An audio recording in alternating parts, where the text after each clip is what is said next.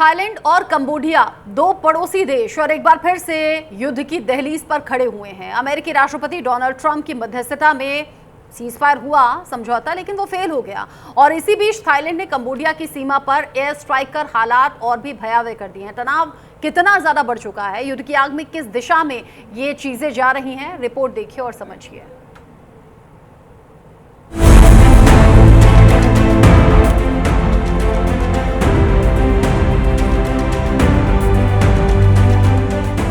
Thailand और Cambodia के बीच सीमा विवाद दशकों पुराना है। दोनों देशों की सेनाएं कई बार आमने सामने आ चुकी हैं और अंतर्राष्ट्रीय दबाव के बावजूद तनाव खत्म होने का नाम नहीं ले रहा। जुलाई महीने के युद्ध के बाद एक बार फिर से थाईलैंड और कंबोडिया युद्ध के मैदान में आ गए हैं। सोमवार सुबह हालात तब बिगड़ गए जब थाई सेना ने कंबोडिया सीमा पर एयर स्ट्राइक कर दी। थाईलैंड ने कंबोडिया की कई मिलिट्री जगहों पर एयर स्ट्राइक कर दी, जिससे बॉर्डर पर लड़ाई के हालात बन गए हैं।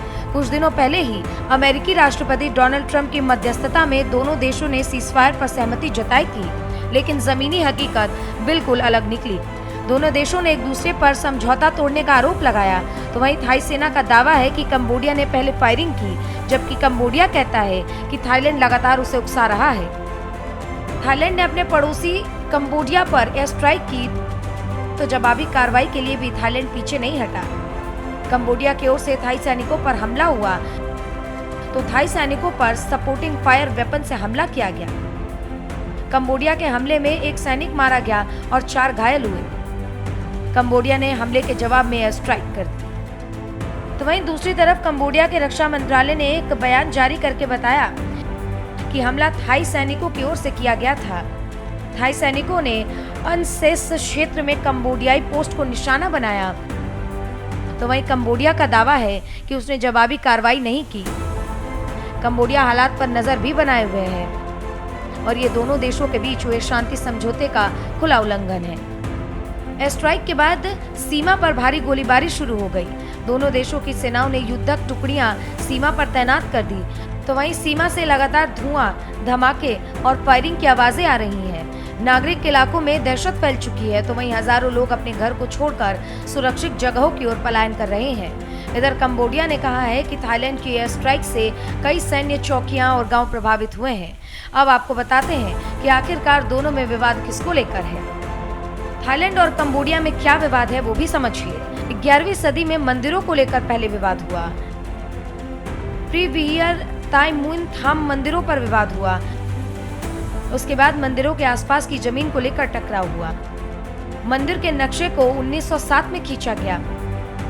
दोनों देशों के बीच 817 किलोमीटर की लंबी सीमा खींची गई। 1907 में कंबोडिया फ्रांस के उपनिवेश में था। नक्शे में पीवियर मंदिर को कंबोडिया में दिखाया गया। थाईलैंड ने नक्शे को कभी सही नहीं माना। ताम मुएंग थॉम मंदिर को थाईलैंड में दिखाया गया। तनाव बढ़ते ही संयुक्त राष्ट्र और एशियन देशों में चिंता बढ़ गई है। अंतर्राष्ट्रीय समुदाय दोनों देशों से तुरंत बातचीत बहाल करने की अपील कर रहे हैं। अमेरिका ने कहा है कि सीजफायर को बचाने के लिए दोनों पक्ष संयम बरतें। आखिरकार हालात इतने बुरे कैसे हो गए, अब हम आपको बताते हैं। थाईलैंड और कंबोडिया के बीच जंग आखिर क्यों छिड़ी? 28 मई 2025 बॉर्डर पर सैनिकों की भिड़ंत होती है, जिसमें एक कंबोडियाई सैनिक की मौत होती है। इसके बाद 7 जून 2025 की बात करें तो थाईलैंड और कंबोडिया ने सीमा पर सैनिकों को भेजा। 15 जून 2025 थाईलैंड के पीएम ने कंबोडिया के पूर्व पीएम से फोन पर बातचीत की। 18 जून 2025 बातचीत का वीडियो सोशल मीडिया पर लीक हो गया। 1 जुलाई 2025 थाईलैंड के पीएम शिनवात्रा को पद से हटा दिया गया।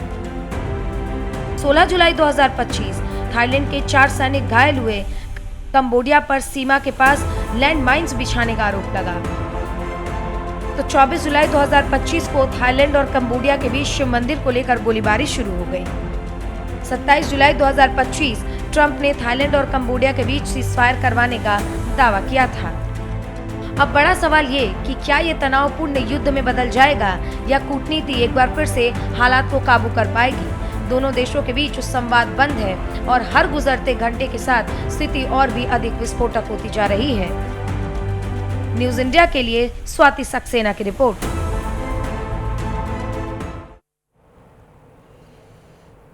जिस तरीके से दोनों देशों में टकराव है, उस टकराव का नतीजा क्या हो सकता है? और चूंकि ये आज की लड़ाई नहीं है, ये दशकों पुरानी है, तो ये किस दिशा में जाती हुई नजर आ रही है, इसको और ज्यादा डिटेल में समझने के लिए मेरे साथ में खास मेहमान जुड़ गए हैं। मेजर रिटायर्ड मोहम्मद अली शाह मेरे साथ में जुड़ गए हैं डिफेंस एक्सपर्ट के तौर पर।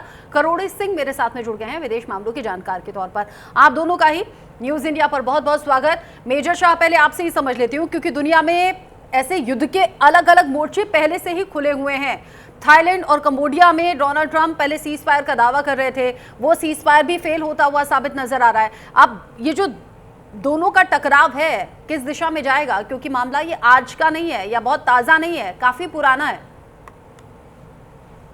जी रोशन जी, देखिए ये जो तनाव है थाईलैंड और कंबोडिया के, जैसे कि लोगों को समझाने के लिए मैं कहता हूँ, जैसे कि हिंदुस्तान और पाकिस्तान, इजराइल, फिलिस्तीन, एक तरीके से अगर देखा जाए तो चीन की अनबन अमेरिका से, रूस की अनबन अमेरिका से उतनी गंभीरता से नहीं होगी, लेकिन देखिए इजराइल फिलिस्तीन का मैं लूंगा, ये इंडिया पाकिस्तान का जरूर लूंगा। तो उस तरीके से काफी इनके दोनों में बनती नहीं है बिल्कुल भी, और की कई वजह हैं। जैसे कि अगर आप एक डिमार्केशन ऑफ टेरिटरी, बाउंड्री, जमीन को लेकर मेन लड़ाई होती है जमीन के ऊपर, फिर कई सारी चीजें फैक्टर आते हैं। अब सीज फायर भी कोई इफेक्टिव नहीं होती। अगर सीज फायर भी हम कर दें और उससे कोई रिजल्ट ना निकले अल्टीमेटली, तो वो बेकार है बिल्कुल। तो अगर इनके बीच में कुछ टाइम तनाव रुक गया, सीज फायर भी हो गई, डोनाल्ड ट्रंप ने बड़ी बड़ी बातें कर दी क्योंकि उनको नोबेल प्राइज जीता जाता है इसलिए, तो हल क्या है?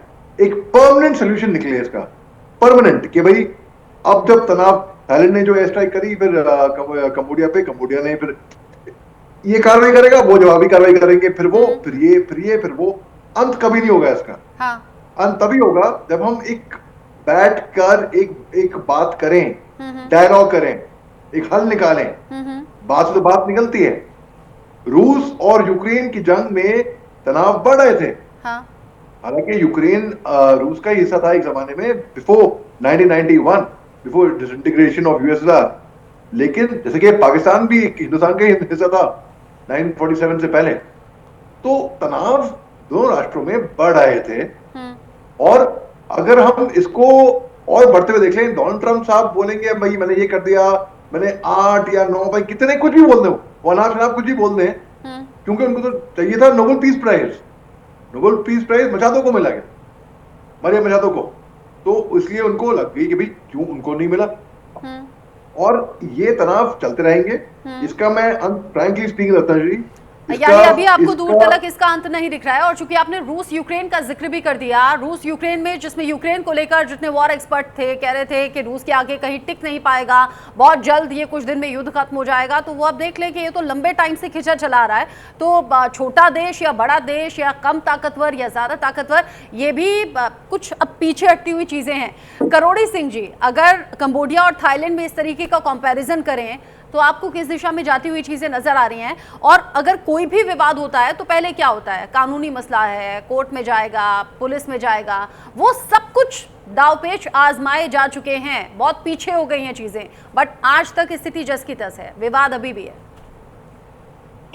देखिए रचना जी, ज्यादातर कॉन्फ्लिक्ट हैं वो गरीब देशों में, छोटे देशों के आपस में है।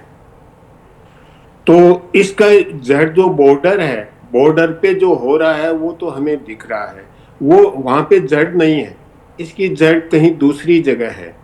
और वो हम अंतर्राष्ट्रीय राजनीति में, जियोपॉलिटिक्स में और बड़े बड़े देशों के हितों में देख सकते हैं। इंसान ने क्या किया, हथियार बनाए कि हम युद्ध जीतेंगे, और फिर हथियार बेचने के लिए युद्ध करवाना जरूरी है। तो जो हथियार बनाने वाली कंपनी है, एक तो उनका इंटरेस्ट हो गया, दूसरा जो बड़े देश हैं उनका आपस में कंपटीशन है, तो वो आपस में तो लड़ नहीं सकते, दूसरों को लड़वाते हैं। और उनकी जो गुप्तचर एजेंसियां हैं वो इन छोटे छोटे देशों में सत्ता को बड़ा प्रभावित करते हैं। एक तो ये कारण है। दूसरा ये है कि ये जो सीमा बने हैं, ये सीमा उपनिवेशवादी शासकों ने तय किए हैं, और उन उपनिवेशवादी शासकों ने जिस तरह के बॉर्डर बनाए उनमें बहुत से समुदायों को विभाजित कर दिया, इवन परिवारों को विभाजित कर दिया है। इस तरह की लाइनें खींची हैं अलग अलग जगह। तो फिर अलग अलग छोटे छोटे देश हैं, वो अलग अलग नक्शा दिखा के ये कहने लगे कि भाई देखिए ये नक्शा इधर है, हमारा इधर था, पुराने नक्शे भी ले आए। तो एक कार्टोग्राफिक वार भी साथ साथ चल रहा है मिलिट्री वार के अलावा, और वो विभिन्न देशों में, अपने साउथ एशिया में भी चल रहा है। नेपाल एक नक्शा ले आया, उधर अफगानिस्तान नक्शा ले आया, पाकिस्तान नक्शा ले आया, चीन अपना नक्शा लिए घूमता। तो ये कार्टोग्राफिक वार भी चल रहा है। तो इसी संदर्भ में हम ये देखें कंबोडिया और थाईलैंड का, तो ट्रंप ने पहले अलास्का में पुतिन से मीटिंग की थी, तो वहां जो टैग लाइन दी थी परस्यूइंग पीस, और अब जब आसियान की मीटिंग में ये सिग्नेचर हुई है इस एग्रीमेंट पे, ट्रंप और मलेशिया के प्रधानमंत्री ने सिग्नेचर करवाए, तो उसका नाम दिया डिलीवरिंग पीस। लेकिन डिलीवरिंग पीस से समस्या का समाधान नहीं हुआ ने, क्योंकि वहां तो ये कह दिया कि मिल बैठ के हम आपको कह देते हैं भाई आप शांति से रहो, लेकिन समस्या का समाधान नहीं करके गए वो कोई। भाई युद्ध नहीं करेंगे ये तो हो गया, लेकिन जड़ें कितनी गहरी हैं कि आपने समुदायों को विभाजित किया है, लाइन को लेके एग्रीमेंट नहीं है, बॉर्डर को लेके। और सबसे बड़ी समस्या रचना ये है कि देखिए हमारे जो बॉर्डर हैं वो एक तो पॉलिटिको एडमिनिस्ट्रेटिव लाइन हमने खींच दी, जो ज्योग्राफिकल लाइन है जिसको हम फ्रंटियर कहते हैं वो बिल्कुल अलग है, सोशियो कल्चरल बाउंड्री है वो अलग है। ये तीनों कोइंसाइड नहीं करती हैं। हाँ। जिन समाजों में ये तीनों कोइंसाइड करती हैं कि जो इंटरनेशनल बॉर्डर है वो फ्रंटियर भी है और वो समाज भी, उधर का समाज अलग है इधर का समाज अलग है, वहां ये समस्या नहीं होगी। और जब ये तीनों कोइंसाइड नहीं करते हैं तो हमेशा ये विवाद बना रहेगा। थोड़े समय के लिए हम स्पेसिफाई कर दीजिए, बाद में तो शासन बदला, दूसरा शासक आया, वो उस इश्यू को फिर रेकअप करेगा। तो इसको लेकिन अभी जो कंबोडिया और थाईलैंड में है, हाँ। मुझे लगता है कि ये दोनों आसियान कम्युनिटी के मेंबर हैं।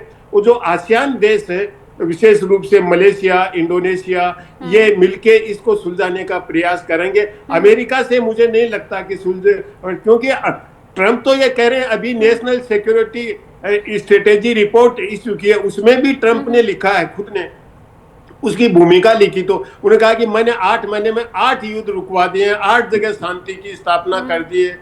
भाई आप दूर दराज में हो, आप शांति स्थापना में क्या रोल है? वो जो क्रेडिट लेने की होड़ होती है सीज़फायर के नाम पर, वो डोनाल्ड ट्रंप का जो स्टाइल है, वो क्रेडिट लेने की होड़ में वो एक के बाद एक अलग अलग देशों में सीज़फायर की बात कहते आए हैं। वो भारत पाकिस्तान के बीच में भी सीज़फायर का क्रेडिट लेने की तरीके से सामने आए थे। हालांकि बाद में चीजें अलग तरीके से खुल गई। डोनाल्ड ट्रंप की इस बात पर बड़ी फजीहत भी हुई। लेकिन मेजर शाह, जैसा अभी करोड़ी सिंह जी ने कहा कि अलग अलग देश अपना फायदा देखते हैं और 2 देशों को आपस में भिड़ा देते हैं, यही तो हम देख रहे हैं। ये ऑलरेडी अलग अलग देशों में हो रहा है, लेकिन जिन देशों से अभी उम्मीदें हैं कि वो थोड़ा इंटरफेयर करें, चीजें शायद समझ जाएं, उसकी कितनी गुंजाइश है? जी रचा जी, बिल्कुल मैं तो सर की बात से बिल्कुल सहमत हूँ, बिल्कुल सही कहा है। देखिए अमेरिका इसके अंदर कुछ कोशिश करेगा, डोनाल्ड ट्रंप साहब दिखाने की कोशिश करेंगे कि भाई उन्होंने ये किया वो किया, फलाना ढमकाना किया, लेकिन अमेरिका की समझ के से बाहर है। अमेरिका कुछ नहीं कर पाएगा इसके अंदर, बस मसल फ्लेक्स करेगा, दिखाएगा कि प्रोजेक्ट करेगा अपने आप को कि हमने ये किया वो किया।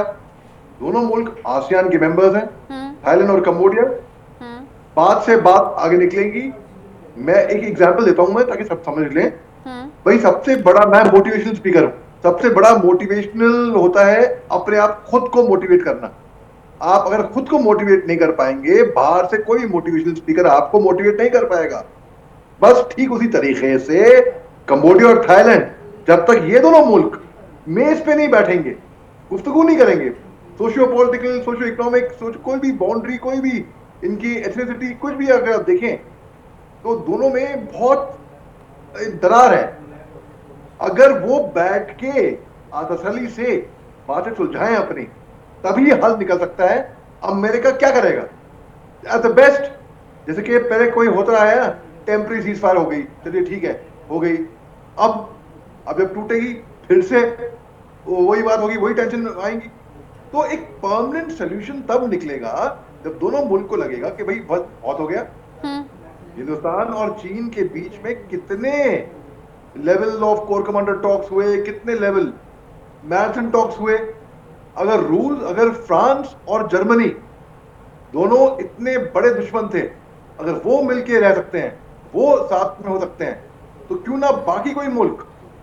फ्रांस और जर्मनी के बीच में तो फ्रेंडली फुटबॉल मैच भी हुआ था वर्ल्ड वॉर के टाइम पे, और कई सारे ऑफिसर का कोर्ट मार्शल भी हुआ था उसके अंदर सोल्जर्स का, कि भाई कैसे हुआ ये फुटबॉल मैच। अगर वो मुल्क रह सकते हैं, जापान और अमेरिका, कई एग्जांपल्स मैं कह सकता हूँ, जापान और America, Pearl Harbor, Hiroshima Nagasaki, उसके नुकसान आज तक हम देख रहे हैं, लेकिन दोस्ती हुई दोनों में। बाद में कई मुल्क ऐसे हैं जिनमें अल्टीमेटली हल निकला है। अब लोग बोलेंगे कि हिंदुस्तान और पाकिस्तान के बीच में भी हल निकल रहा है। हाँ। हिंदुस्तान और पाकिस्तान का हल नहीं निकल पाएगा कभी, क्योंकि पाकिस्तान हल, यानी आप कह रहे हैं कि हल निकल सकता है, लेकिन जहां गुंजाइश दिखे, जहां पॉसिबिलिटी दिखे, और कुछ चीजें ऐसी हैं जिनका सोल्यूशन, जिनका समाधान कभी निकल नहीं सकता। अच्छा करोड़ी सिंह जी, क्या प्रॉब्लम पर भी डिपेंड करता है कि उसका सोल्यूशन निकलेगा या नहीं निकलेगा? अगर कोई चीज दशकों पुरानी है तो क्या उसे सुलझाना उतना इजी नहीं होगा जितना छोटी या ताजी समस्याओं को सुलझाना, अगर कंबोडिया और थाईलैंड के लिहाज से देखें तो?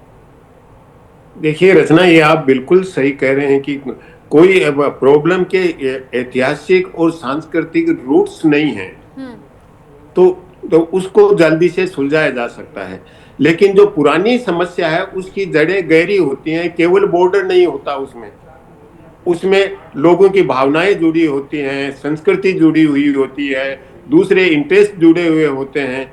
तो पुरानी समस्या है वो आसानी से जड़ से खत्म नहीं होती है। देखिए, हिजबुल्लाह और इजराइल में संयुक्त राष्ट्र संघ ने ब्लू लाइन बना के वहां लेबनान में समझौता कर दिया था, लेकिन अब इजराइल ने वो करके हिजबुल्लाह और इजराइल फिर लड़े हैं। संयुक्त राष्ट्र संघ भी कुछ नहीं कर पाया। तो जो जड़ें इतनी गहरी हैं, पुरानी हैं, वो आसानी से नहीं हो सकती। हाँ, एक देशों का भी, जैसे इंसान का एक नेचर है कि वो दीवार से सर टकरा के सीखता है। तो यूरोपियन कंट्रीज की जो बात कही हमारे मेजर साहब ने, तो वो इसलिए समझदार बने कि वर्ल्ड वार में सब कुछ बर्बाद हो गया यूरोप का, और फिर अमेरिका ने उसका रिकंस्ट्रक्शन किया। तो दीवारों से सर टकरा के सीखना है या बिना सर टकराए सीख ले, तो समझदारी इसमें है कि हालात बिगड़ने से पहले हम सुधार लें। तो देशों का भी यही स्वभाव है कि जब नुकसान हो जाता है, डैमेज हो जाता है, सब कुछ बर्बाद हो जाता है, जैसे आपने बताया मेजर साहब ने कि अब जापान और अमेरिका दोस्त हैं, लेकिन जापान के बर्बाद होने के बाद हुआ ने, वो तो पहले तो नहीं हुआ ने। तो बर्बादी के बाद अगर आप दोस्ती करते हैं, नजदीक आते हैं, तो वो कोई समझदारी नहीं है। समझदारी इसमें है कि बर्बादी से पहले आप समझौता कर लें। तो देशों में भी यही है कि थाईलैंड और कंबोडिया है, मुझे लगता है कि इसका समाधान अमेरिका नहीं कर सकता, चीन भी ज्यादा नहीं कर सकता। उनके जो छोटे देश हैं, आसियान है, हाँ। आसियान कम्युनिटी के वो मेंबर हैं और वो आसानी से सुलझा सकते हैं, क्योंकि गांव में भी ये कहते हैं कि कुटुंब की बात अगर बाहर सड़क पे आ जाती है तो फिर सुलझती नहीं है, फिर और ज्यादा उलझती है। तो जो आसियान कम्युनिटी है वो एक कुटुंब है। सही बात है। यानी आप कह रहे हैं आसियान देशों से उम्मीद लगाई जा सकती है कि शायद इस प्रॉब्लम का सोल्यूशन निकले। अमेरिका कर नहीं सकता, चीन भी खास इंटरेस्ट नहीं दिखा रहा, और बहुत हद तक डिपेंड करता है कि कौन सा देश इंटरेस्टेड है इस तरह के युद्ध की स्थिति को खत्म करने के लिए।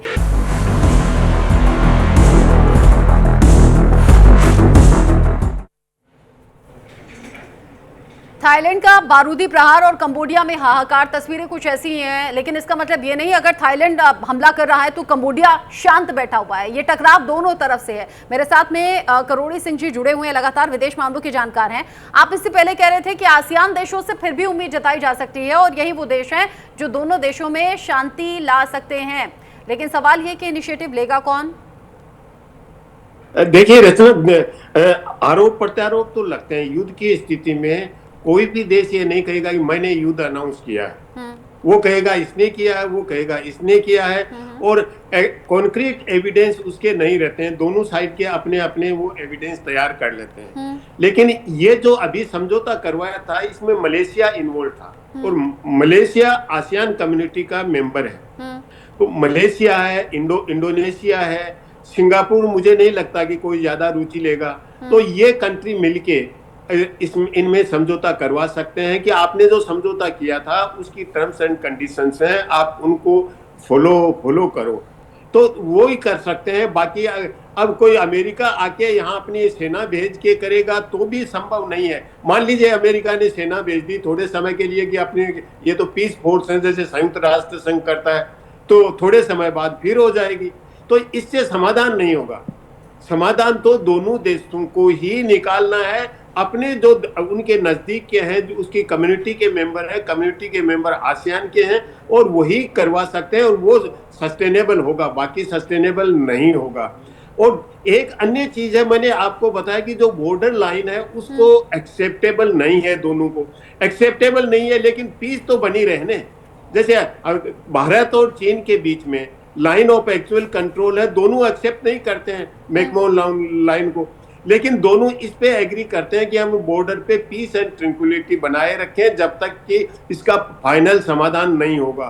तो फाइनल समाधान मुझे नहीं लगता कि चीन और भारत की सीमा का अभी है, उसी तरह से उनकी सीमा का भी फाइनल समाधान आसानी से नहीं होगा, क्योंकि जिस तरह का डिवीजन है वो आर्टिफिशियल है, ये जो पॉलिटिको एडमिनिस्ट्रेटिव है, ये सामाजिक और सांस्कृतिक नहीं है। क्योंकि एक समाज है, वो दूसरी साइड में उसी के लोग हैं, इवन परिवार डिवाइडेड हैं, फैमिलीज डिवाइडेड हैं, तो ऐसी स्थिति में शांति आसानी से नहीं होगी। इतना हो सकता है कि आप देखिए जो एक्चुअल लाइन है उस पे आप बैठे रहो, एक पीसफुल स्थिति बना के रखो, एक दूसरे पे ये अटैक मत करो। एक सिचुएशन तैयार करनी होगी ताकि दोनों देश किसी सहमति पर बन सके, ऑन द टेबल बात होनी चाहिए। मेजर शाह, हालांकि कंबोडिया की तरफ से, रक्षा मंत्रालय की तरफ से दावा ये किया गया कि हमला थाईलैंड की तरफ से हुआ है, उधर थाईलैंड का कहना है कि थाईलैंड जो थाई सैनिक हैं उन पर कंबोडिया की तरफ से पहले हमला हुआ, हमने तो जवाबी कार्रवाई की है। युद्ध की स्थिति में यही तो होता है ना, अगर किसी भी एक तरफ से हमला शुरू हो जाए तो दूसरी तरफ से रिटेलिएट किया जाता है, और फिर भीषण युद्ध में कब स्थिति बदल जाए ये कुछ कहा नहीं जा सकता, जो अभी हो रही है। बिल्कुल रचना जी, देखिए जब युद्ध होता है या दो देश जो मुल्क लड़ते हैं, सबसे पहले खात्मा होता है सच्चाई का, कि हमारा वर्जन, उनका वर्जन, और एक सच्चाई क्या है। तो ये तू मैं चलता रहेगा। अब करोड़ी सर ने ये बताया कि जी हाँ, देखिए मैंने एग्जांपल दिया था अमेरिका और जापान का। जापान तबाह होने के बाद, हिरोशिमा नागासाकी जब उन्होंने, जापान ने पर्ल हार्बर में बॉम्बिंग करी, तब दोस्ती हुई। ठीक है, तबाह होने से पहले होनी चाहिए थी, बिल्कुल मैं मानता हूं, बिल्कुल सहमत हूं उनकी बात से। मैंने ये एग्जांपल दिया था कि अगर इतना कुछ मार खाने के बाद, इतना दुश्मनी, गहरी दुश्मनी होने के बाद उनकी दोस्ती हो सकती है, तो क्यों ना कंबोडिया और थाईलैंड की बिना तबाही से पहले ही दोस्ती हो जाए, तो हो जानी चाहिए। बिल्कुल, मैं I am on the same page with him, मैं उनकी बात से सहमत हूं बिल्कुल, और मेरे कहने का मतलब वही था।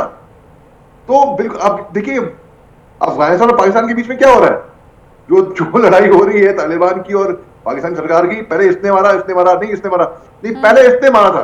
स्कूल में होता नहीं है, अरे पहले इसने मारा था, मैं तो वापस जवाबी कार्रवाई करी, नहीं पहले इसने मारा था, तो वही कार्रवाई हो रही है यहाँ पर, सबके समझने के लिए मैं कह रहा हूं।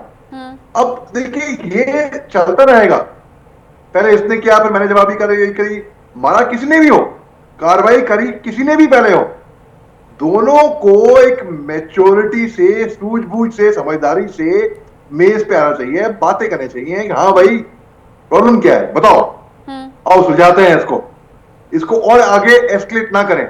अभी तो मैं इसको स्कमिश कहूंगा, अभी फुल फ्लेज युद्ध में तब्दील हुआ नहीं है, ये बस लड़ाई हुई है, ये बस एयर स्ट्राइक कर दी, फिर वहां से कार्रवाई होगी।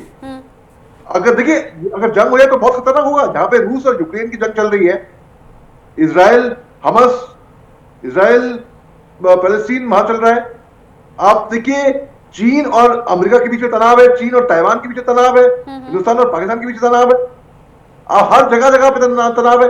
एक और फ्रंट आ गया कंबोडिया थाईलैंड, तो क्या होगा देश का, मुल्क का, ये दुनिया का, हमें खतरा, ये विश्व युद्ध की घंटी हो सकती है।